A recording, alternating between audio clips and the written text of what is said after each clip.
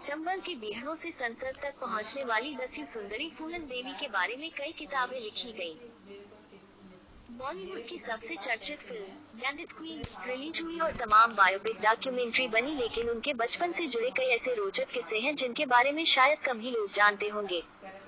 फूलन की शादी 11 साल की उम्र में हुई थी, लेकिन उनके पति पुत्तीलाल और पुत्तीलाल के परिवार ने उन्हें छोड़ दिया था। फूलन देवी के पहले पति पुत्तीलाल की उम्र करीब 75 साल है। पुत्तीलाल ने बताई कई चौंकाने वाली बातें।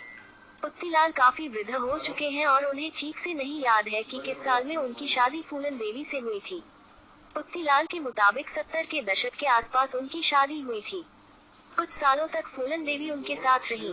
पुत्तीलाल ने कहा कि अब बिहड़ों में पहले जैसी दहशत नहीं रहती।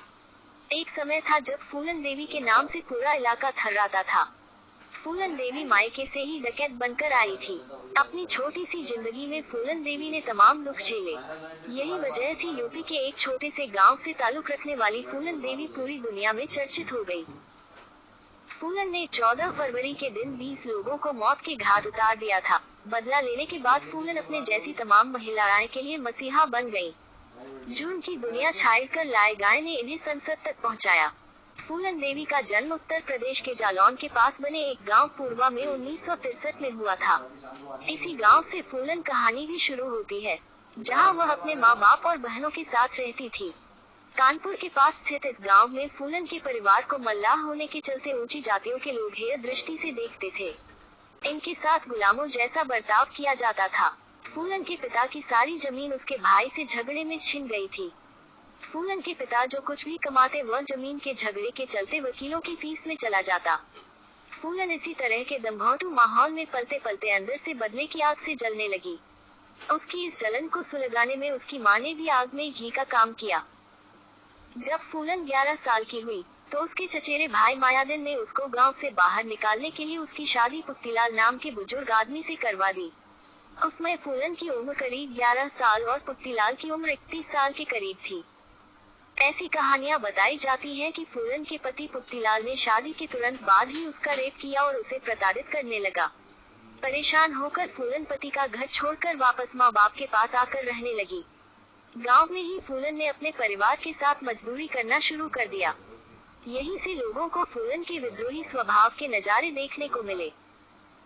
एक बार तो जब एक आदमी ने फूलन को मकान बनाने में की गई मजदूरी का मेहनताना देने से मना कर दिया, तो उसने रात को उस आदमी के मकान को ही कचरे के ढेर में बदल दिया।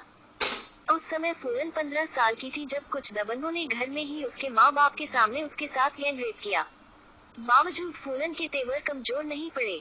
उसके बाद गांव के दबंगों ने एक दस्यु गैंग को कहकर फूलन का अपहरण करवा दिया। बस यहीं से शुरू हुआ फूलन के डकैत बनने की कहानी और उसने 14 फरवरी 1981 को बहमाई में 20 ठाकुरों को लाइन में खड़ा करके मारी गोली मार दी। इस घटना ने फूलन देवी का नाम बच्चे की जुबान पर ला दिया था। फूलन देवी का कहना था उन्होंने ये हत्याएं बदला लेने के लिए की थी। कहा जाता था कि फूलन देवी का निशाना बड़ा अचूक था और उससे भी ज्यादा कठोर था उनका दिल। उनके जीवन पर कई फिल्में भी बनी, लेकिन पुलिस का डर उन्हें हमेशा बना रहता था। साथ ही खासकर ठाकुरों से उनकी दुश्मनी थी, इसलिए उन्हें अपनी जान का खतरा हमेशा महसूस होता था। चंबल के बिहड़ों में पुलिस और ठाकुरों से बचते बचते शायद वह थक गई थी, इसलिए उन्होंने हथियार डालने का मन बना लिया। बिना मुकदमा चलाए 11 साल तक जेल में रहने के बाद फूलन को 1994 में मुलायम सिंह यादव की सरकार ने रिहा कर दिया। ऐसा उस समय हुआ जब दलित लोग फूलन के समर्थन में गोलबंद हो रहे थे और फूलन इस समुदाय के प्रतीक के रूप में देखी जाती थी। फूलन ने अपनी रिहाई के बाद बौद्ध धर्म में अपना धर्मांतरण किया।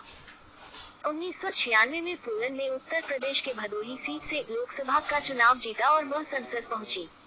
25 जुलाई 2001 को दिल्ली में उनके आवास पर फूलन की हत्या कर दी गई। उनके परिवार में सिर्फ उनके